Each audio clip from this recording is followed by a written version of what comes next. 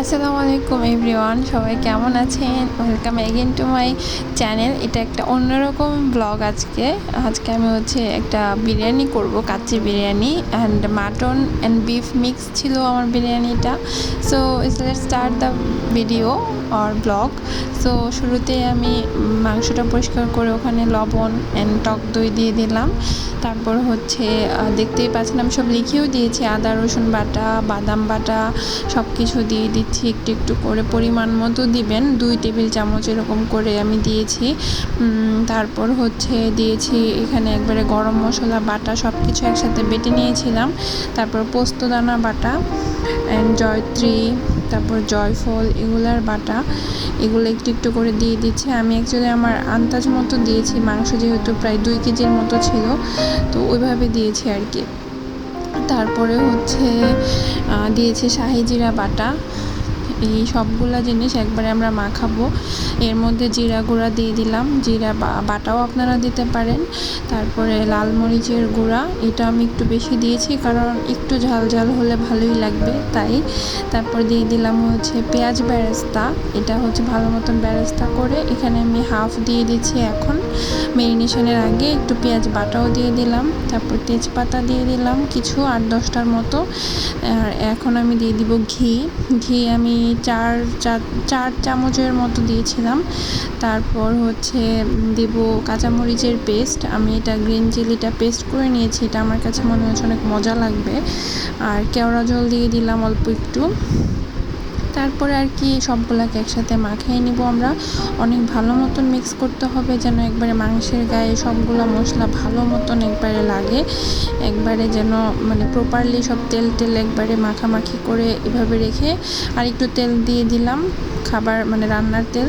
আরও ভালো মতন মিক্স করে আপনি অ্যাটলিস্ট হাফ অ্যান আওয়ারের জন্য মেরিনেশন করে রেখে দিবেন। 1 ঘন্টা রাখতে পারলে আরও ভালো হয়।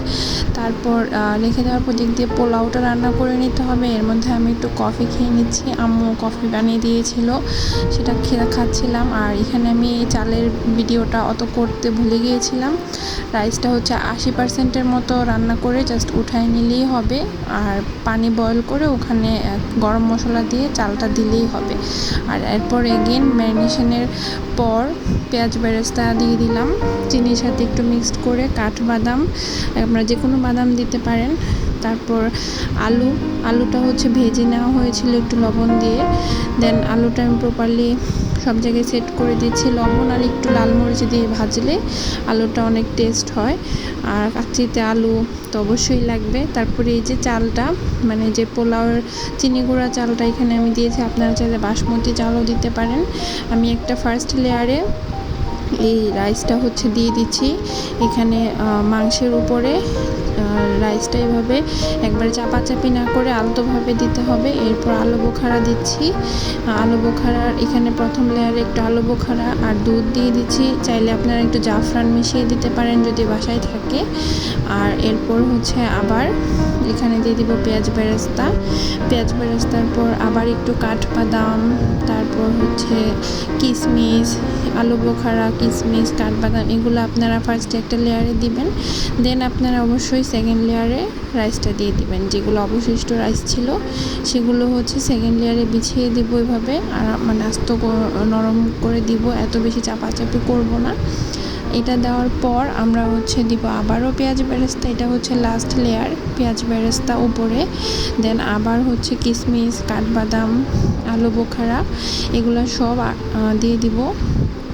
এবং লাস্টলি এখানে একটা ছোট্ট ট্রিক্স আছে, আপনি যেরকম করে ফাঁকা করে দিতে হবে যেন আপনার দমে যখন থাকবে বাষ্পটা উপরে এসে আবার এদিক দিয়ে ভিতরেই চলে যায় ফাঁকা জায়গা দিয়ে। সো এরপর আমি এখানে আরও একটু করে ঘি দিয়ে দিচ্ছি এই ফাঁকা জায়গাগুলোতে।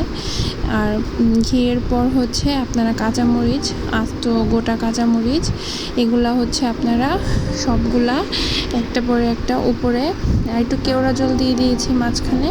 আর কাঁচামরিচের এই আস্ত গোটা কাঁচামরিচগুলো এভাবে 8-10টার মতো দিয়ে দিবেন।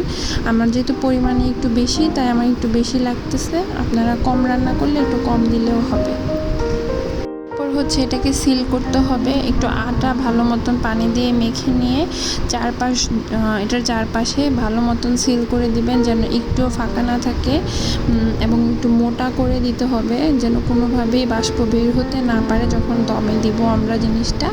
এই তো তারপর আপনি তাওয়াটা একটু হিট করে নেবেন এবং বসিয়ে দিবেন। তার উপর প্রথম 10 মিনিট একবারে হাই হিটে থাকবে, তারপরে 50 মিনিট লো হিটে থাকবে, আর লাস্টে একবারে আরও 40 মিনিট আপনারা জাস্ট এমনি বসায় রাখবেন চুলাটা বন্ধ করে। তারপর এটা ছুরি দিয়ে কেটে ফেলতে হবে। আর এই তো কাচ্চি বিরিয়ানি তৈরি হয়ে গেল। অ্যান্ড আমিও এক্সাইটেড আপনাদের মতো যে এখন কীরকম হবে, এবং দেখতে পাচ্ছি যে অনেক সুন্দর মতন সব কিছু হয়েছে এবং মাংসগুলা একেবারে পারফেক্টলি সিদ্ধ হয়েছিল। সব কিছু একেবারে আলহামদুলিল্লাহ পারফেক্ট ছিল, কোথাও লাগেনি, নিচে লাগেনি, কিছু হয়নি আলহামদুলিল্লাহ। একেবারে সুন্দর মতন প্রতিটা জিনিস তৈরি হয়ে এসেছে, এবং এভাবে যদি আপনারা স্টেপ বাই স্টেপ সবগুলো জিনিস ফলো করেন তাহলে আপনাদেরটাও একেবারে পারফেক্টলি কুক হয়ে বের হয়ে আসবে। সো আমি অনেক হ্যাপি ছিলাম।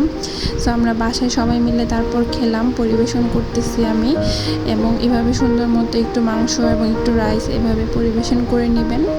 আর তারপরে আমরা সবাই মিলে খেলাম, অনেকক্ষণ ধরে ওয়েট করতেছিল সবাই। একেবারে পারফেক্টলি আলহামদুলিল্লাহ সুন্দর মতন বিরিয়ানিটা রেডি হয়ে গিয়েছিল। আর এই তো ওয়েদারটা অনেক সুন্দর ছিল ওই দিন।